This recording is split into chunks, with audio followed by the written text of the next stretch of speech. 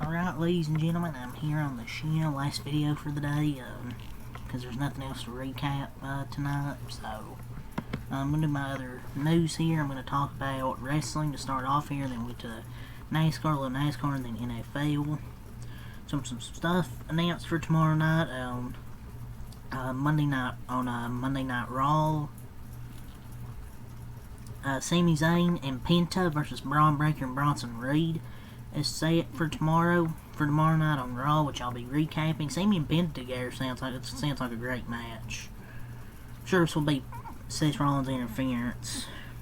Same thing as usually is. Rhea Ripley is kicking off Raw tomorrow. It's so over, man. We know what it's about. It's gonna be her and Io. And Rhea, I mean, obviously she's, the most popular, gets the biggest crowd reactions, but I don't have a problem with her in like, the title picture, but, like, we're doing Io and Rhea again? Like, man, no other women, like, get chances for the championship. It's just the same thing.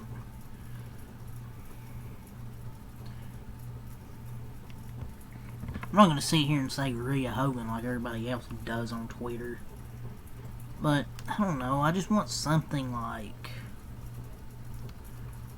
great. And it sucks because she's killing in the ring. I mean, people are like, she can't wrestle. If you actually watch her wrestle, she's actually damn good. But, like, I'm just kind of tired of the same shit, to be honest. It's the same thing with the women's division. Because I feel bad for Rhea at times. She's been absolutely killing in the ring, putting pretty good matches. But Triple H's dog shit bucking of Io's reign will cause her to get more hate, and basically it's setting up for herself. Like, I mean, Triple H is the one booking it. I mean, she's not asking for all these matches. It's just, Triple H is just a terrible booker. It's the same thing with the women. With Women's Championship, they have a mediocre reign, same matches over and over. And Rhea's gonna be Io, by the way. I don't have a problem with that. I mean, kinda do, but I really don't. It's just the issue is Triple H being unable to book a compelling title reign is the biggest red flag to me. Doesn't matter who's holding the title. Liv, Rhea, Io. Their reigns are constantly mediocre across the board. It's not because of them. It's because Triple H is booking. It's like they know how to nail a crowning moment, and then boom, they lose all creativity, and Triple H doesn't know what to do. And then when it goes back to Rhea, it's going to be the same thing. Like, I know it's really hard to book a compelling reign after the chase, but you do not get an excuse. Triple H. Nobody gets an excuse. Just because, oh yeah, it's going to be harder after the chase, you get the championship. You still have compelling stories. But, thing is, they don't. Bald Man's insistence on making entire title reigns revolve around the same feud is so lazy and rarely works in making the reign good. Happened with Liv, Chelsea, Zelina, on the women's side, on the mid-card side. Now it's happening with Io, happened with Rhea. Like, can we get some variety, bro? And it's happened to Tiffany too, with the Nia Jax feud. People are finally saying that this Baldy isn't a great booker. But that was a yap session for a few minutes. Nick Aldis and Adam Pearce will have a message tomorrow on WWE Raw to bring things into focus for Evolution 2. Well, Evolution, it ain't too long till that happens. They better announce some matches, because we still only have one official match announced, but this is obviously what it is. And I'm sure they're going to announce some stuff here. It's like 2 weeks until the show. So, Hikuleo will be known as Tala Tonga going forward. Tala. Okay, man. Tama Tonga, Tongaloa, Tala Tonga. Yep, and it said a debuting Tala Tonga. Tala Tonga, Tama Tonga, and Tongaloa. Try saying that 3 times fast after a few drinks. Jacob Fall 2. His title reign's come to an end at 70 days. Triple H, he says that John Cena and CM Punk wrestled for the final time today. Fuck you. For your terrible booking. Terrible overbooked shit. So the New Day versus Balor and JD McDonough, the Judgment Day for the tag titles is set for Raw this upcoming Monday. Same old shit. This tag team division needs help badly. And also announced is Sheamus and Rusev. Ooh, that's gonna be a banger. Let's have a best of 7 serious.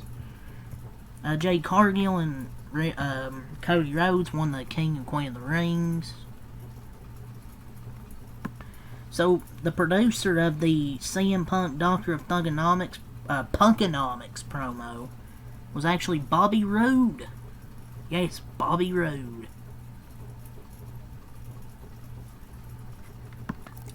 So, Liv Morgan's alleged stalker is facing prison time, which, good news, her stalker is facing prison time.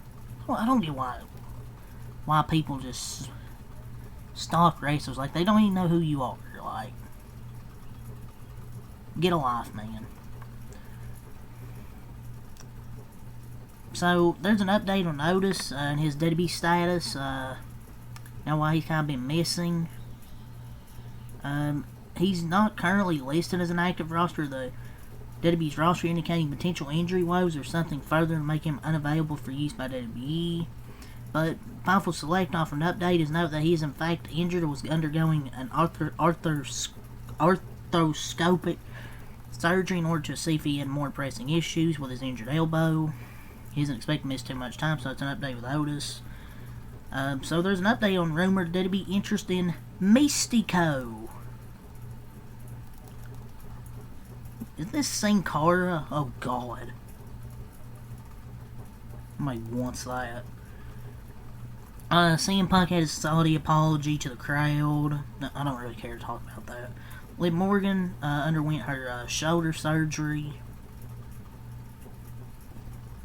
So, Cultaholic put some article up at WWE added CM Punk promo adds crowd noise. I don't think there was a edited crowd noise. Maybe it was. I don't know. Maybe it was edited. I don't know. But according to Fightful, sure, as if Fightful hasn't been wrong before. I'm sure this is a freaking lie.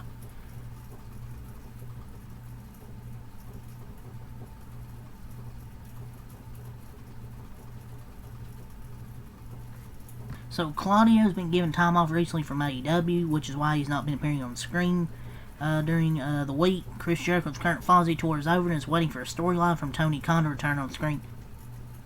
No. No, no, no. So, Tony Khan's long-term plan has always been Tony Storm and Mercedes. I mean, not really surprising. So as of right now, there are reportedly no orders from WWE/AAA to go after CMLL talent and sign them. Chad Gable is reportedly expected to be out of action until late 2025 at minimum. He's going to have shoulder surgery. So, and that's all the wrestling news there from WrestleOps and Cultaholic. See, there's no NASCAR news, I apologize. There's just nothing, really, so I'm sure the schedule, probably tomorrow, and entry list and stuff like that. But yeah, let's get to some NFL. So, Colts linebacker Zaire Franklin says that the team has extra motivation to honor the late Jim Irsay with their play heading into the 2025 season. I guess that definitely won't come back to bite them in the ass. I don't think his team's going to be good at all. Joy Taylor says people run 40 hours off a little too quickly. So, I don't know. Nobody, I mean, I don't care about anything she says, man. What's she talking about? They're literally one of the favorites still to probably win their division. I don't think anybody's writing them off. I still think they're gonna be solid. Like, they're probably gonna be favored to win their division. Nobody's writing them off. But, I mean, it's Joy Taylor, so take that with a grain of salt. She takes other things. Too. Scroll down here. So, Line Star Safety Brian Branch says they're better than they were last year, saying their chemistry's on a whole different level. I mean, I still think they're going to be pretty good even with the coordinator changes. Raiders star pass rusher Matt Crosby is hopeful that the Raiders can have a turnaround similar to the OKC Thunder. What is this comparison? Talking about the Thunder. Free agent wide receiver Tyler Boyd, who grew up in Pittsburgh, says he would absolutely be interested in playing for the Steelers, which makes sense. You know, grew up in Pittsburgh. So Broncos superstar quarterback Patrick Surtain says is going for 2025 to win a Super Bowl. I don't think they're gonna do it this year, but who knows? So Saquon Barkley says neither the Cowboys or Commanders reached out to him during free agency last year. No, I never heard word from them, from those teams. That's why it's BTA when I see them. Okay, man. So Buccaneers GM Jason Light told Greenlight that back in 2014 he wanted to draft a QB and had his eyes set on Johnny Manziel. However, as he continued watching his film, Mike Evans kept catching his eye to the point where it became clear that they should draft him. Well, that was a smart decision, turned out to be. Jalen Hyatt has reportedly bulked up this offseason, the Giants receiver.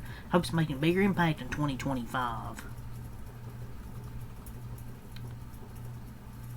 And he said, I'm playing at like 170, 171 last year. I'm about 194, 195 now. I'm telling you, that's what darkness does to you.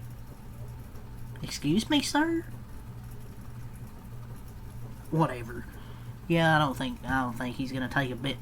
I don't think he's gonna take that big of a step up. I mean, look whose quarterback he is. Russell Wilson? Come on. Don't matter if you bulked up. So, True Edge, the company that put out a statement a few days ago saying George Pickens, walked back his word on attending his youth football camp, has put out a statement, apologizing to him, saying their original statement was basically inappropriate, inaccurate. They're just trying to slander George Pickens for no reason. So, per report, talks between Commanders and star wide receiver Terry McLaurin, they're still not in a great place. Contract talks between both sides are expected to pick back up within the next few weeks, however. I mean, I still think they're going to get a deal done. I don't see them not getting a deal done, because they have to. But yeah, that's the wrestling and a little bit of NFL there. There's just nothing to talk about. With NASCAR, no news. I'm sure there will be during the week, so that's really all I got to say for this video. So until next time, have a lot. Peace. And last video for the night, so I'll be back tomorrow. So, peace. Unless there's like big news, I won't be back tonight. I'll be back tomorrow. So, more content on a Monday.